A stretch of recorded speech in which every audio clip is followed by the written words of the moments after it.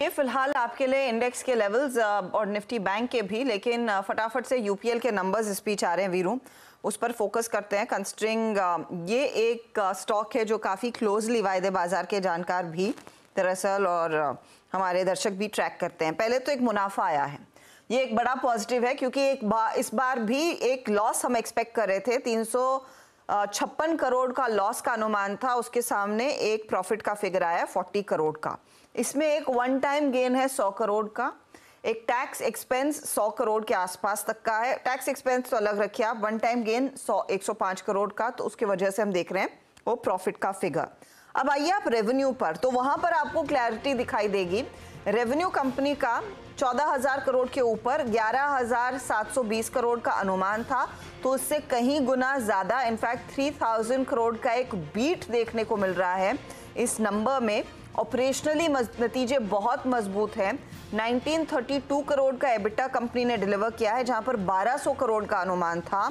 और अगर आप मार्जिन भी देखें तो 370 पॉइंट्स या फिर आप कह सकते हैं 340 पॉइंट का इजाफा आता हुआ यहाँ पर 13.7% के आसपास। ये 340 पॉइंट का बीट है इधर।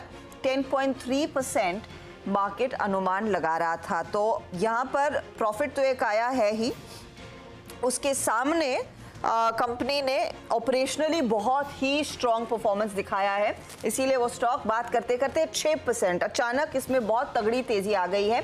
इस पर आगे और डिटेल में बातचीत करेंगे हमारे जानकारों से, लेकिन बहुत स्ट्रॉन्ग परफॉर्मेंस दरअसल यूपीएल का, और इसीलिए वो स्टॉक भी आसमान छूता हुआ करीब 6% तक के गेंस देखने को मिले हैं। चलिए फटाफट से ट्रेंडिंग काउंटर्स लेकर आते हैं। एक ट्रेंड तो तेजी का आपकी स्क्रीन पर है, यूपीएल नतीजों के बाद बहुत तगड़ा मूव देखने को मिला है, 30 रुपए ऊपर है ये काउंटर। लेकिन दूसरे काउंटर्स कौन से हैं?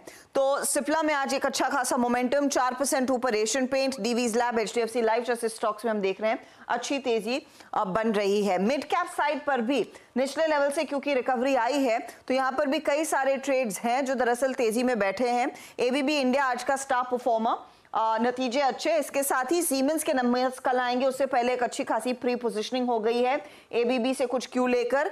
डॉक्टर लाल जैसे काउंटर्स में भी एक अच्छा खासा मोमेंटम, डॉक्टर लाल, मेट्रोपोलिस से तेजी वाले ट्रेड्स हैं, ब्रिटानिया में भी खरीदारी। लेकिन आज का बड़ा एक्सीडेंट तो टाटा मोटर्स है, रिकवर नहीं कर पाया स्टॉक, 950 के आसपास इस समय ट्रेड आता हुआ, 8.32% का लॉस उन खराब नंबर्स पर। आज ऑयल मार्केटिंग कंपनियां या फिर overall oil and gas space में वीकनेस है, 2% नीचे बीपीसीएल, एनबीएफसीज में श्रीराम फाइनेंस और सरकारी बैंकों में भी दबाव बनता हुआ। हिंदुस्तान कॉपर बाकी मेटल्स को नीचे खींच रहा है, एसआरएफ 2.5% नीचे। हमने टाटा मोटर्स की बात की थी, उसके साथ ऑटो एंसिलरी सब नेगेटिव में है, और पिरामिड एंटरप्राइजेस में भी हम देख रहे हैं कुछ करेक्शन बन रहा है। अब ऐसे मार्केट में क्या आपने ट्रेड लेना है? हमारा पैनल एकदम तैयार है। फंडामेंटल कॉल लेंगे शरद अवस्थी से, टेक्निकल्स के लिए प्रकाश काबा, मानस जायसवाल, राजेश सातपुते, नीलेश जैन, शिल्पा रावत और राजेश पालविया से होगी डिटेल में बातचीत।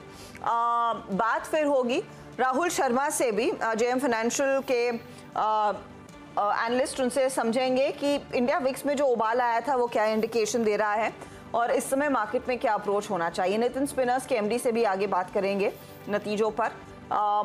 साथ ही साथ 250 के आसपास प्रकाश दीवान हमारे साथ जुड़ने वाले हैं।